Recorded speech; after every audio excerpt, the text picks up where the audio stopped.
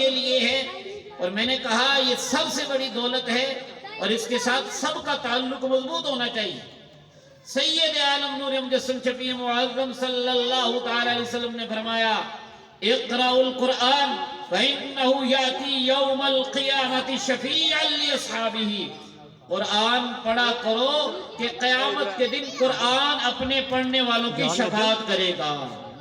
اور نبی کریم صلی اللہ تعالی علیہ وسلم نے فرمایا الماہر بالقرآن مع السفرۃ الکرام البررہ، جو قرآن کریم کے علوم کا ماہر ہو جائے گا وہ تو قیامت کے دن مقدس فرشتوں کے ساتھ ہوگا۔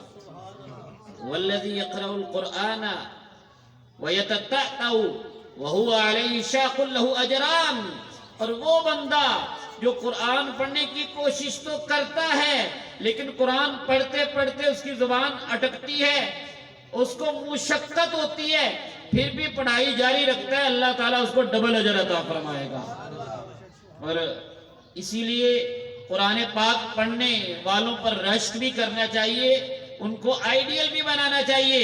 میرے نبی علیہ الصلوۃ والسلام نے فرمایا لا حسد الا فی اثنتین، دو ہی چیزوں میں ریس لگانا، رشک کرنا جائز ہے۔ یہاں حسد کا معنی یہی ہے کہ اس کو آئیڈیل بنائیں اور کوشش کریں کہ جو دولت اس کو ملی ہے ہم بھی حاصل کریں۔ وہ کون ہے دو شخص؟ فرمایا رجل آتاہ اللہ القرآن فهو يقوم به آناء اللیل وآناء النہار، ایک تو وہ بندہ ہے جس کو اللہ تعالیٰ نے قرآن دیا، قرآن کا علم دیا، اور وہ اس کے ساتھ دن رات قیام کرتا ہے، ایک وہ ہے۔ اور دوسرا کون ہے؟ وَرَجُلٌ آتَاهُ اللَّهُ مَالًا فَهُوَ يُنْفِقُهُ، ایک وہ بندہ ہے جس کو اللہ تعالیٰ نے مال دیا، وہ اسے خرچ کرتا ہے آناء اللیل وآناء النہار، دن کو بھی خرچ کرتا ہے، رات کو بھی خرچ کرتا ہے۔ تو قاری قرآن اور اللہ کی راہ میں مال خرچ کرنے والے سخی، اس کو اپنا آئیڈیل بنانا چاہیے۔ اور میرے نبی علیہ السلام نے خود عملی طور پر یہ بات ثابت کی ہے۔ ہمارے بچے قرآن پڑھ کے بھی احساس کمتری کا بعض اوقات شکار ہوتے ہیں کہ فلاں نے فلاں ڈگری حاصل کر لی، فلاں نے فلاں سند حاصل کر لی، فلاں نے فلاں میڈل حاصل کر لیا، میں بس قرآن پڑھ رہا ہوں، میں نے قرآن حفظ کیا، مجھے قرآن پاک پڑھنے پہ لگا دیا۔ اور جانیے کہ قرآن پاک کی سند، قرآن پاک کا اعزاز، قرآن پاک کے علم کی دولت، یہ سب سے بڑی سند ہے، یہ سب سے بڑی ڈگری ہے۔ نبی کریم صلی اللہ علیہ وسلم نے فرمایا خیرکم من تعلم القرآن وعلمہ، تم میں سے سب سے بہترین وہ ہے جو قرآن سیکھتا ہے اور دوسروں کو سکھاتا ہے۔ یہاں ہم اس بچی کی جو معلمات ہیں، جو انہیں سکھانے والی ہیں، ان کے لیے بھی دعا کرتے ہیں، اللہ تعالیٰ ان کو برکات عطا فرمائے۔ قرآن پڑھنے والا بھی بہترین ہے، پڑھانے والا بھی بہترین ہے۔ اور غزوہ احد میں شہداء کو دفن کیا جا رہا تھا، میرے آقا اپنے رحمت بھرے ہاتھوں سے ان کو دفن فرما رہے تھے۔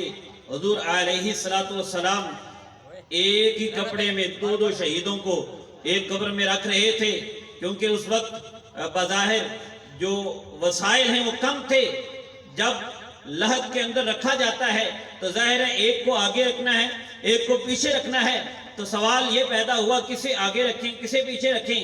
اگرچہ دونوں ہی صحابہ، دونوں ہی شان والے، دونوں ہی نبی کریم صلی اللہ علیہ وسلم کے قدموں پر اپنی جان نچھاور کرنے والے کہ حسن یوسف پہ کٹی مصر میں انگشت زنا، سر کٹاتے ہیں تیرے نام پہ مردان عرب، تو یہ مردان عرب شان والے تھے، دونوں ہی شان والے تھے۔ لیکن حضور علیہ السلام ترجیح کے لیے، پریفرنس کے لیے اور آگے اس کی جسم کو رکھنے کے لیے سوال کرتے ہیں ایہم اکثر اخذل للقرآن، ان میں سے کون ہے جس کو قرآن زیادہ آتا ہے؟ تو جب بتایا جاتا کہ یہ فلاں زیادہ قرآن کو جاننے والا، اور یہ سوال یہ نہیں تھا کہ حضور علیہ السلام جانتے نہیں تھے، سوال اس لیے تھا کہ لوگوں کو پتہ چل جائے کہ قرآن پڑھنے والے کی عظمتیں کتنی ہیں، قرآن کے علم والے کی جو برکتیں اور راحتیں اور رفعتیں وہ کتنی ہیں۔ نبی کریم صلی اللہ علیہ وسلم کیا کرتے؟ جس کے بارے میں بتایا جاتا یہ زیادہ قرآن جانتا ہے، قدمہ فی اللحد، اس کو لحد میں آگے رکھتے۔ اور نبی کریم صلی اللہ تعالی علیہ وسلم نے فرمایا اس بد نصیب کے لیے کہ جس کے سینے میں قرآن نہیں. ہم اور تو بہت کچھ یاد کرتے ہیں. اب سماجی رابطوں کے جو ذرائع ہیں، سوشل میڈیا ہے، اس کے ذریعے لطیفے اور ناجائز قسم کے شعر. نبی کریم صلی اللہ علیہ وسلم نے فرمایا تھا کہ کسی کا پیٹ پیپ سے بھر جائے، پیپ اس کے ساتھ اس کا پیٹ بھر جائے، یہ اس سے بہتر ہے کہ گندے شعروں سے اس کا پیٹ بھرے. یہ جو ہم نے اپنا رویہ اور وتیرہ بنا لیا ہے کہ ہر وقت ہنسی مذاق میں، غیر سنجیدگی میں، کبھی ٹک ٹاک کے ذریعے، کبھی واٹس ایپ کے ذریعے ہم اپنا وقت ضائع کرتے ہیں اور قرآن پڑھنے کی طرف نہیں آتے. کوئی ایسے بھی بد نصیب ہوں گے ان کو قرآن پڑھنا نہیں آتا. میرے آقا علیہ الصلوۃ والسلام نے فرمایا کہ وہ شخص ان الذی لیس فی جوفہ شیء من القرآن کالبیت الخرب، فرمایا جس بندے کے سینے میں قرآن کا کچھ حصہ بھی نہیں، وہ ایسے ہی ہے جیسے ویران گھر ہے. اور دلوں کا زنگ قرآن پڑھنے سے اترتا ہے. یاد رکھیے ہماری کتاب انقلاب قرآن ہے. حضرت سیدنا فاروق اعظم رضی اللہ تعالیٰ عنہ کی روایت ہے ان اللہ یرفع بہذا الکتاب اقواما ویدع بہ آخرین. یہ قرآن ہی ایسی کتاب ہے جس کے پیغام انقلاب سے اللہ تعالیٰ کئی قوموں کو بلندیاں عطا فرمائے گا اور جس کا پیغام چھوڑنے کی وجہ سے کئی قومیں پستیوں کی گہرائیوں میں چلی جائیں گی.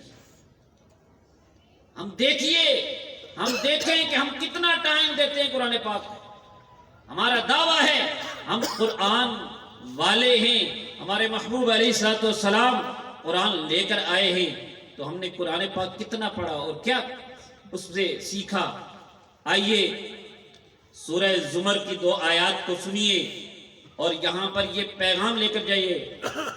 تمام سامعین سامعات، میرے احباب، میری مائیں بہنیں، غور سے سنیں. اللہ تبارک و تعالی قرآن پاک پڑھنے والوں کا انداز کیسے بیان کر رہا ہے کہ قرآن پاک پڑھنے سننے والے کیسے ہوتے ہیں. فرمایا اللہ نزل احسن الحدیث کتابا متشابہا. اللہ تبارک و تعالی نے سب سے پیاری کتاب نازل کی جس کے اندر شروع سے لے کر آخر تک ایک جیسی آیات.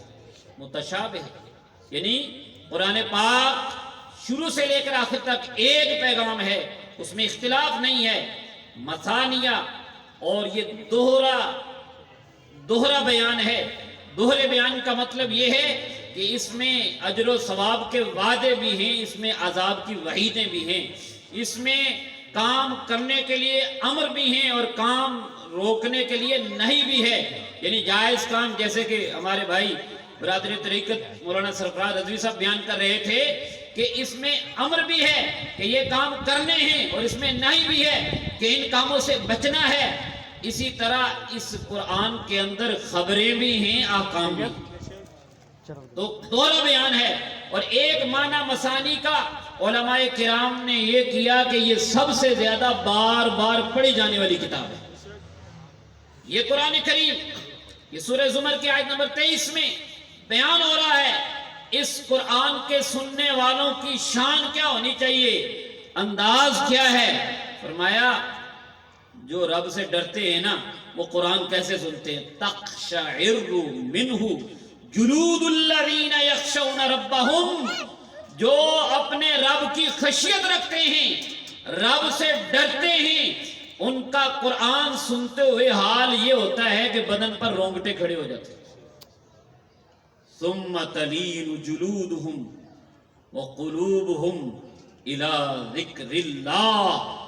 قرآن سنتے ہی بدن پہ لرزہ طاری ہو جاتا ہے، دل سکون پاتا ہے. اللہ کی محبت میں اس کی جلدیں بھی، کھالیں بھی نرم ہو جاتی ہیں، دل بھی نرم ہو جاتا ہے، اللہ کے ذکر کی طرف لگ جاتا ہے. ذالک ھدی اللہ یہدی بہ من یشاء. یہ اللہ کی طرف سے ہدایت کا انعام ہے، وہ جسے چاہے دیتا ہے. اب ہم نے اپنا ٹیسٹ کرنا ہے، کیا قرآن پڑھتے سنتے ہمارا یہ حال ہوتا ہے؟ فرمایا اس سے پچھلی آیت میں سورہ زمر کی آیت نمبر 22 میں افمن شرح اللہ صدرہ للاسلام فهو علی نور من ربہ، جس کا سینہ اللہ تعالی نے اسلام کے لیے کھول دیا وہ اپنے رب کی طرف سے نور پر ہے۔ فویل للقاسیۃ قلوبہم من ذکر اللہ، کیا وہ اس طرح ہو سکتا ہے کہ جس کے لیے بربادی ہے کہ اس کا دل اللہ کے ذکر سے سخت ہو گیا ہے؟ اولئک فی ضلال مبین، وہ کھلی گمراہی میں ہیں۔ یعنی جب اللہ کا ذکر کیا جائے، قرآن کی بات کی جائے، اگر دل پہ گرد و غبار آ جائے، دل پہ بھاری پن آ جائے، دین کی بات سنتے ہوئے پریشانی ہو تو سمجھو دل سخت ہو گیا۔ اور یہ دل کی سختی کہاں تک لے جائے گی؟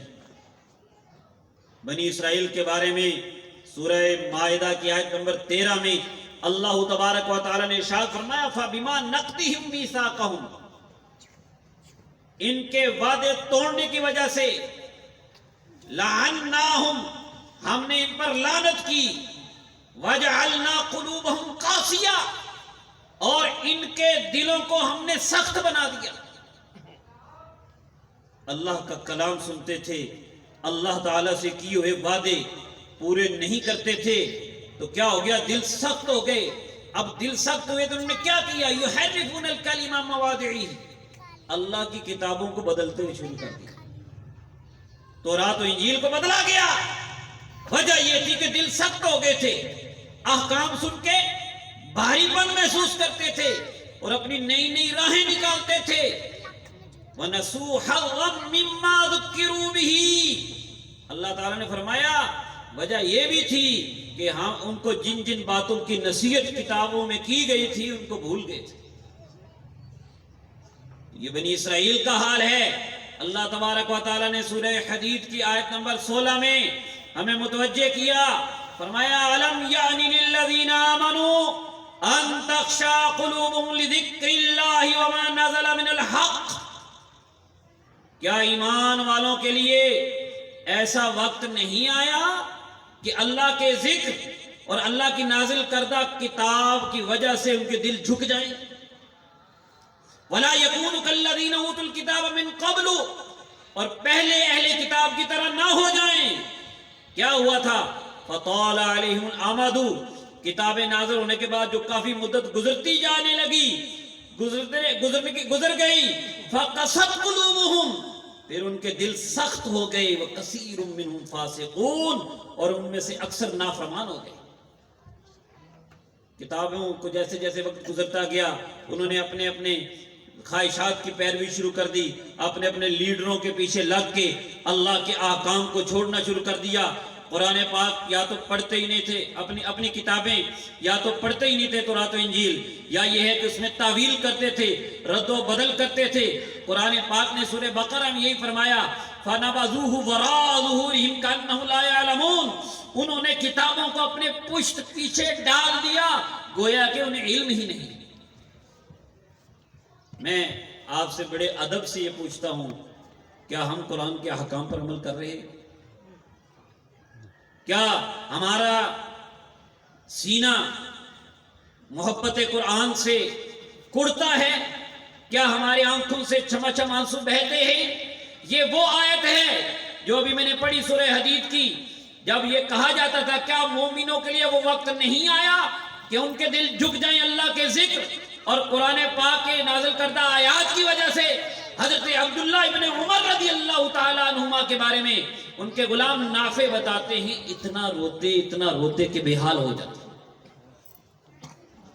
میرے آقا علیہ السلام کی سنت ہے، خود فرمایا صحابی سے مجھے قرآن سناؤ، سورہ نساء سنانے لگے اور حضور علیہ السلام سورہ نساء کی آیات سنتے ہوئے روتے ہیں اور آپ کے آنکھوں مبارک سے رحمت کی جھڑیاں آنسو بہتے ہیں۔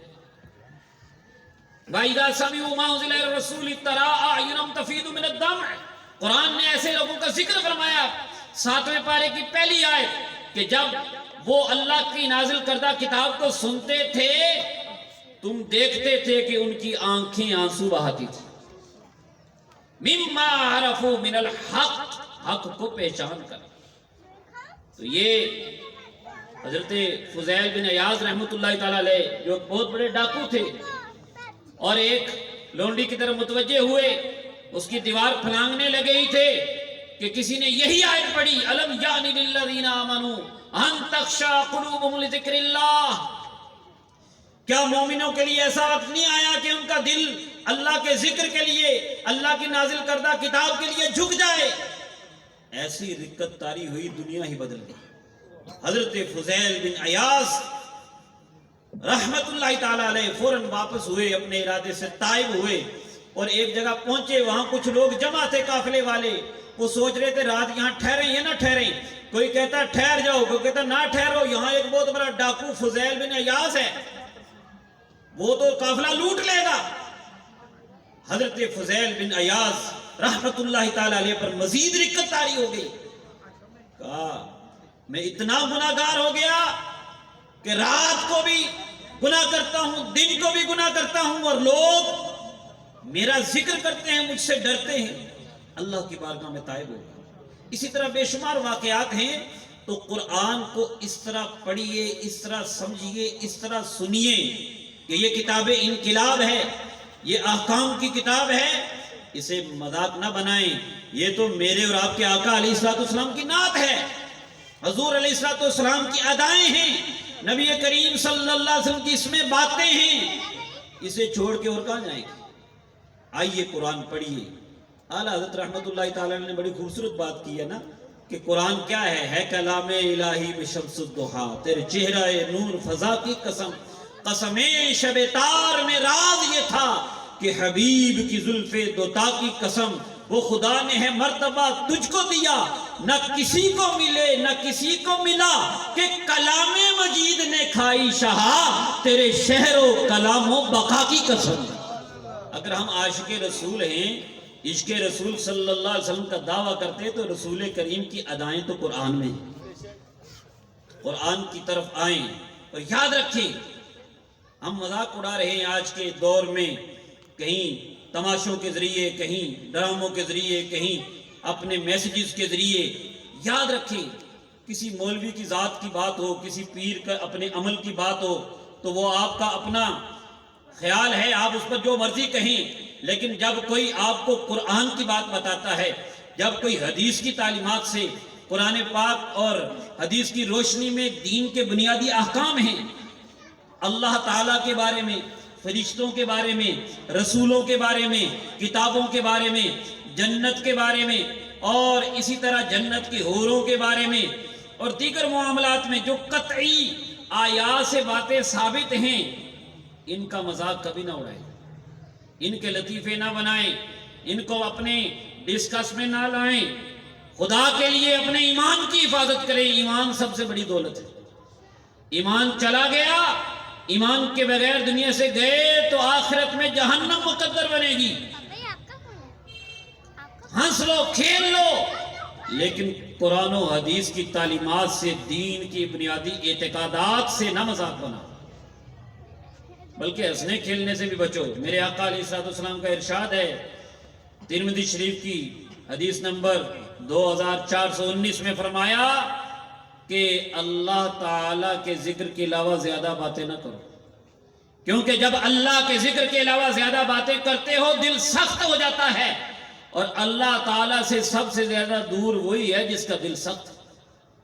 اور یہی آیت جو میں نے پڑھی سورہ حدید کی آیت نمبر 16، اس کی تفسیر میں، در منصور تفسیر میں موجود ہے کہ نبی کریم صلی اللہ تعالی وسلم ایک مرتبہ جلال کے انداز میں صحابہ کرام علیہم رضوان کے پاس آئے، وہ کچھ ہنس رہے تھے آپس میں، میرے آقا علیہ السلام تشریف لا رہے ہیں، آپ کی چادر مبارک زمین کے ساتھ گھسٹ رہی ہے، چہرے پر جلال کے اثرات ہیں۔ نبی کریم صلی اللہ تعالی علیہ وسلم نے فرمایا، تمہیں کیا امان کا سرٹیفکیٹ، بخشش کا سرٹیفکیٹ مل گیا ہے کہ تم ہنس رہے ہو؟ تمہارے اسی عمل کی وجہ سے ابھی یہ آیت نازل ہوئی ہے، الم یعنی للذین آمنوا، کہ کیا ایمان والوں کے لیے وہ وقت نہیں آیا کہ اللہ کے ذکر کے لیے اور اللہ کی نازل کردہ کتاب کے لیے ان کے دل جھک جائیں؟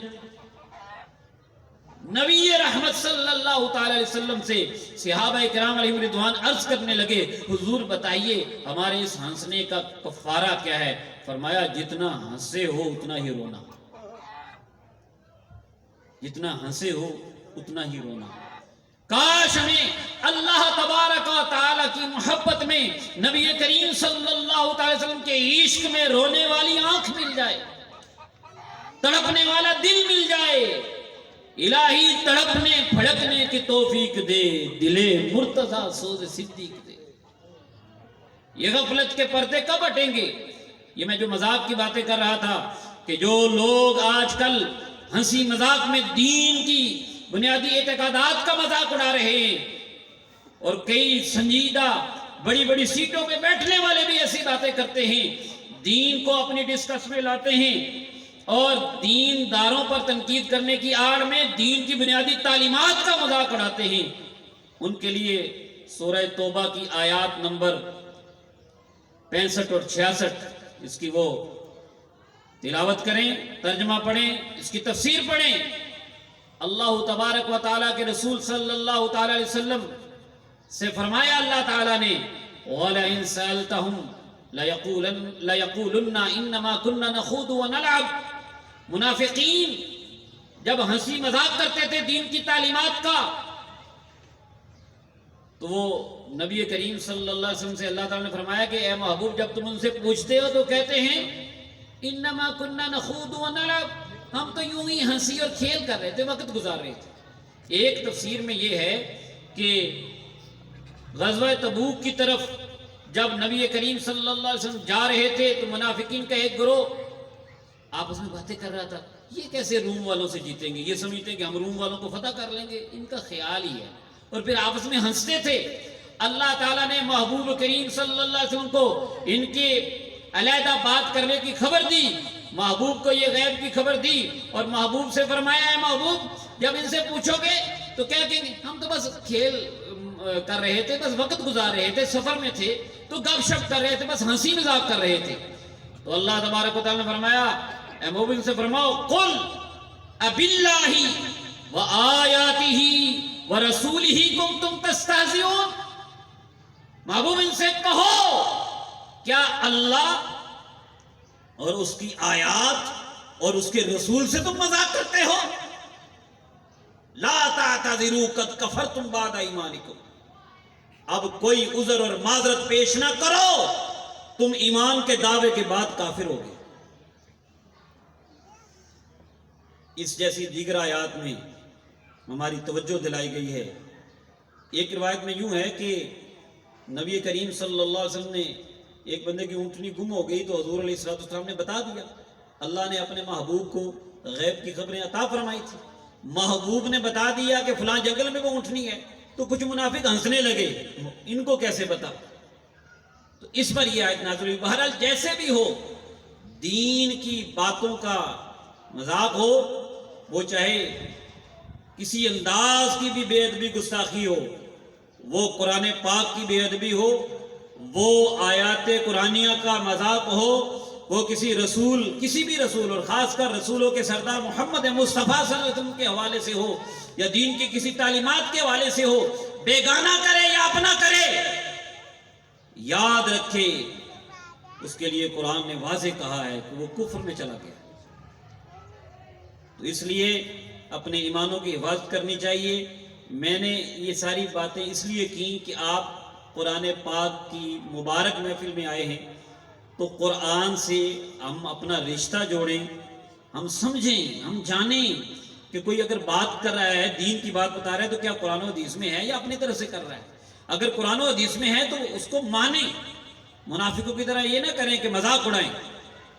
اللہ تبارک و تعالیٰ سے ہم دعا کرتے ہیں اس گھر میں، دونوں گھروں میں، یہ ہمارے عبد المجید بھائی کے گھر میں بھی اور ہمارے راشد بھائی کے گھر میں بھی، اور جتنے احباب موجود ہیں سب کے گھروں میں قرآن پاک کی برکات کا نزول فرمائے، ہماری حاضری قبول فرمائے، اور نبی رحمت صلی اللہ تعالی علیہ وسلم کے عشق میں، محبت میں ہمیں قرآن پاک کا علم حاصل کرنے اور اس پر عمل کرنے کی بھی توفیق نصیب فرمائے۔ وما علیہ الا البلاغ۔